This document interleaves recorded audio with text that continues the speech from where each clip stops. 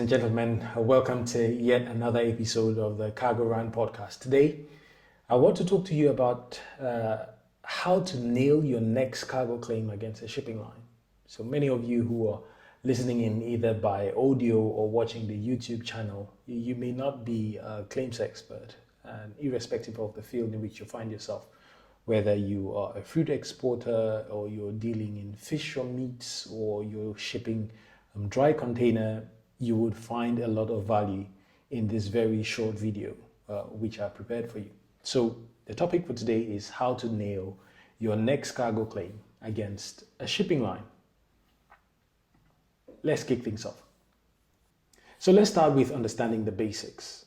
And before we jump into the nitty-gritties, let's make sure we really understand what the basics is all about. What is a cargo claim? A cargo claim is a demand made by a cargo owner or their insurer to recover any loss or damage that occurred to their cargo in transit.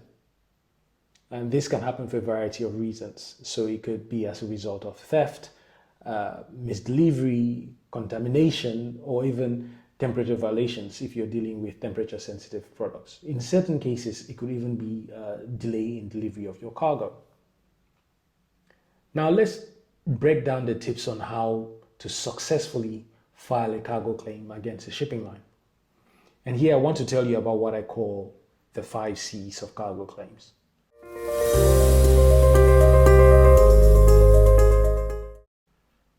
So the first C starts with contract. First and foremost, ensure that you have a clear understanding of the contract with the shipping line. Now, depending on the type of contract, it could be a bill of lading contract, it could be a charter party contract, but whichever it is, you need to familiarize yourself with the terms and conditions, specifically the carrier's liability and any limitations or exceptions. This is typically where or what the carrier will rely on to reject your claim. The second C is collect evidence. So you need to gather all relevant documents such as the bill of lading, the commercial invoice, the packing list, and photographs of the damaged cargo. You need to keep a really detailed record of communication with the shipping line, as this will help build a strong case. I normally tell my clients that you start preparing for a cargo claim before a claim arises. If you have to wait till a claim has arisen, then you're probably already very late. Either people have moved away from companies, evidence has been lost or tampered with, so it makes it very difficult for you to investigate backwards what the cause of damage to your cargo was. But if you were collecting this information at the beginning, then you stand a better chance of a successful claim against a shipping line. Now, moving on to the third C. The third C here is for calculation. So you need to accurately calculate your claim amount by taking into account the value of the cargo, any incurred expenses, and potential loss of profit. The value of the cargo here may be the declared value at the customs, or it could be a declared value plus a certain percentage depending on which country you are or who your cargo insurer is. But typically, the value of your cargo is, or of your loss is defined or is looked at as the arrived sound market value of that cargo in the country of destination less the arrived damage value, damage value of the cargo in question. So if you were to take those two figures, subtract one from the other, then you get the true value of your loss.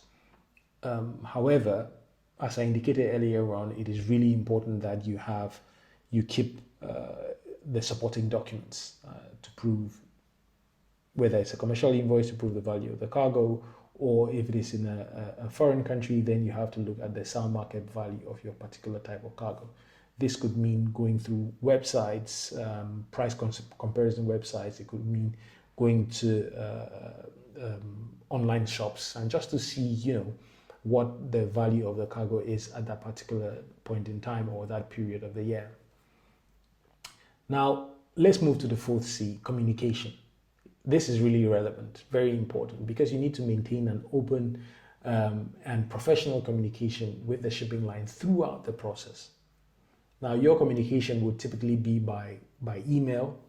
There are certain cases where you could do it by phone call, but I wonder if you'll be able to handle or manage a claim from beginning to the end using a phone conversation. The shipping lines wouldn't even allow you to do that, so you'd have to draft an email and send it through. I couldn't overemphasize the importance of you drafting a properly written email, a well-reasoned email. And remember that once you click send on this email, your reputation goes along with that email to the shipping line. How you're perceived is closely linked to how you present yourself in that email. So this form of communication is really important. If you want to be a good claims manager, you must be good at writing, putting your thoughts concisely, putting your arguments logically in an email would help you go a long way. And this will show your commitment to resolving any issue or resolving the issue amicably. And it will help establish goodwill, which is really important when it comes to cargo claims, because a good amount of cargo claims, a good portion of cargo claims are settled out of court. So goodwill is very important. Then let's move to the fifth C. The fifth C is what I would call consulting your experts or consulting experts. I know many of you who are listening today may not be a claims expert. And cargo claims can be complex. There are myriad of laws that are applicable. There are at least 2 jurisdictions. You're shipping from one country to the other. There are at least 6 parties that are involved in a cargo claim. So it can get really complex. If you feel that it's getting too complex for you, then I urge you to consult an expert. And if you're unsure of any aspect of the cargo claims, you don't hesitate to consult a recovery agent or a maritime lawyer. They can provide you with valuable guidance and support. And please do not wait until the shipping line has rejected your claim. You have provided all the evidence that you have in your possession to a shipping line, and then you turn to your consultant. At that point, you may have already jeopardized your claim beyond repair. So I'll urge you to contact them well before you establish any sort of meaningful communication with your shipping line. So let's talk about timing and the legal framework.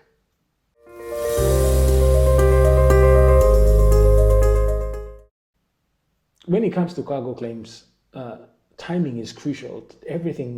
Timing is really of the essence. So you make sure that you're aware of the time limits for filing a cargo claim. And this can vary depending on the jurisdiction or the applicable law. In general, Hague and Hague-Visby rules, they will provide for a 1-year time limit within which you need to bring a claim.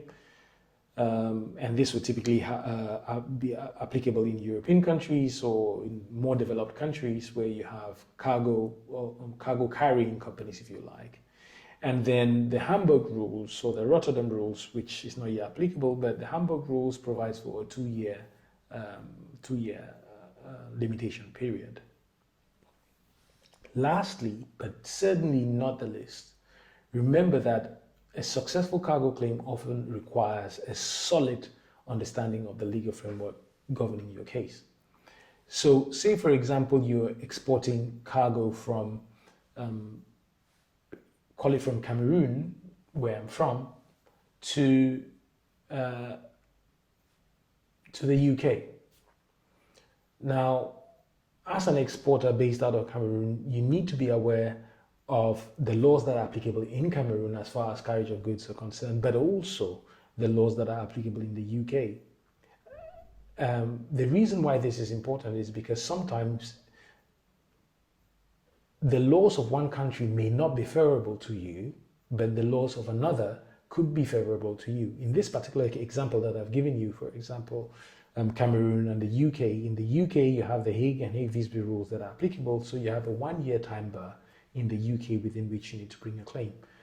Whereas in Cameroon, there's a 2-year time bar within which you can bring your claim. And the interesting thing here is Cameroon, being a signatory to the Hamburg rules, it allows you to be able to commence your claim in Cameroon and not, go to a more expensive jurisdiction as the UK or English law and the English the London High Court. So you can bring your claim in Cameroon and you're well within your rights to do so. So having this understanding is really critical when it comes to managing cargo claims. Where you're filing your claim could determine the outcome of your claim. So I hope you found this very short video interesting for you if you're earlier on in your cargo claims career, or if you are an international trader that is looking to handle your claims by yourself. You can remember to click on subscribe or the notification bell. I'll be bringing up more videos like this ones, short enough for you to be able to go through it fairly quickly, but with enough information to ensure that your interest is well protected. My name is Kingsley, and I've been your host, and you've been listening to the CargoRant podcast. Thank you all very much.